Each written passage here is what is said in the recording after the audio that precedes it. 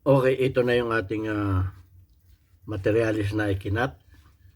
At ang ginawa natin na next step, matapos natin itong makat, ay kinuha natin yung center. Ito, ginuhitan natin center yan. Center yan dito para makuha natin yung sentro. Pagkatapos ay ipiniting na natin. Ipiniting na natin yung barrel. Tingnan natin. Ito ang step by step na ginagawa. Huwag muna ninyong pipinisin ng finish na finish ito. Saka ninyo ipipiting yung barrel. Dapat ipipiting muna ninyo yung barrel. Saka ninyo tatapusin ito. Yan, ipiniting. Subukan natin ipiting. Yan o. At makikita ninyo na lapat siya dyan. Pagkapiting niya, gayon din lapat na lapat siya dito. At lapat na lapat din siya dito. At ilalagay natin yung screw para masukat natin.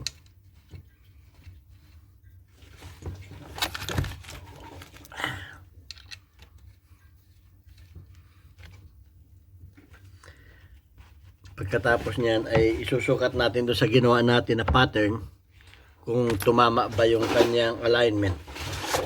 So, ito yung ginawa natin na pattern. Pakita natin. Ito yung drawing natin. Yung may guhit siya. Ito yung may guhit na ano. At ilalagay natin na ganun. Yan. So ayan. Makapapansin natin na saktong-sakto yung ano niya, yung pagkaka-align niya dun sa ginawa natin. Dahil pagka na hindi natin kinunan muna ng pattern, maaring itong barrel ay nakatungo o maaring nakatingala. Kaya yan yung kanyang original, nakuha natin yung pattern na ganyan. Pagkatapos natin makuha na yung pattern na ganyan, pwede na natin siyang i-finish. Wala na tayong problema. Kukunin na natin yung kanyang hugis nito at i-finish na natin. So, gano'n na ang sunod-sunod na paggagawa niyan. Ang pinupunto ko lang sa inyo ay yung technique ng step by step. Kasi kung hindi step by step ang inyong gagawin, maaring pag natapos ay magkakaroon kayo ng problema. So, mahalaga yung alam natin yung sunod-sunod na paggagawa. So, pagka ganyan, tatanggalin na ulit natin. Pwede na natin isit aside yung barrel. Saka na natin siya. Okay, next nating babaklasin itong barrel niya to para malinis. Okay.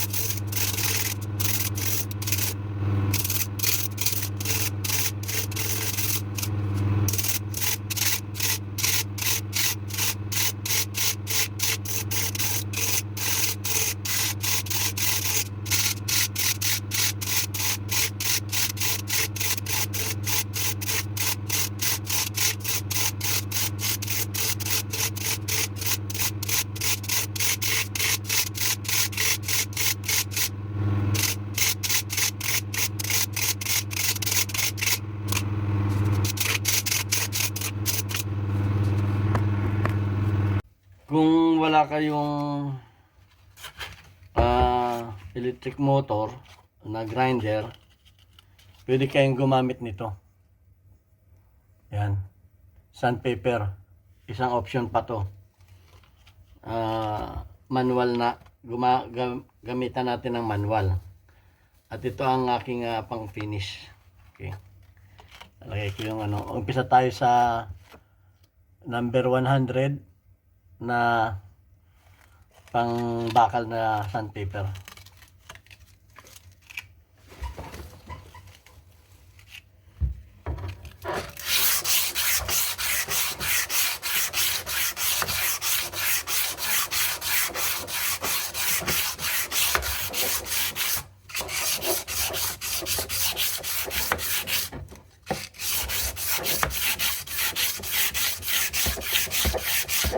Para mapantay siya.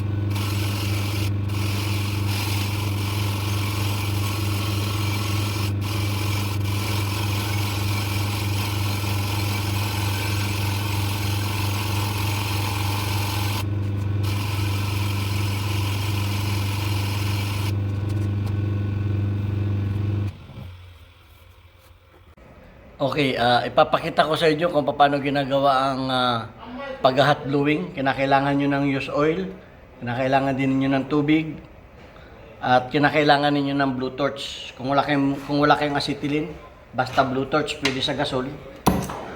Ganito lang gagawin niyo. Susubuhan lang natin siya, patitigasin natin yung bakal at the same time magiging ano siya, magiging kulay itim siya. Gagawin natin siyang kulay talong. First, lilinisin mabuti yung bakal, papuputiin. Yan, papuputiin yung bakal, kailangan maputi siya.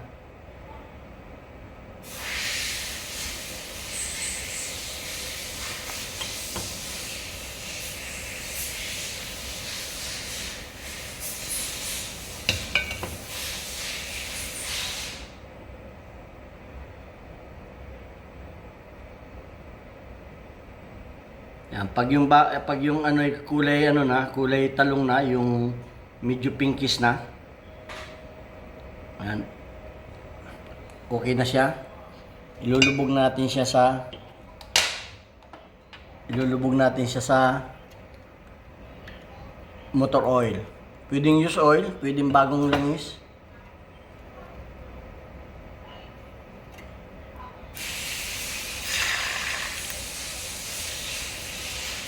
At ayan ang itsura niya. Oh. So, ito na yung mga ginawa natin. Ginawa na natin siyang ganito lang ang tinatawag na hot na Ito yung hot blowing. Okay? Ito na siya. Yung hot blowing. Ito yung receiver niya. Medyo malalim na yung kanyang corrosion. Kung tatanggalin pa natin yung corrosion niya, mawawala yung kanyang serial number at saka pangalan. So, hindi na natin siya tinanggal yung lalim ng kaya ng corrosion dahil ayaw kong matanggal yung yung madadama yung serial number niya. So, subukan din natin itong i-hot blowing.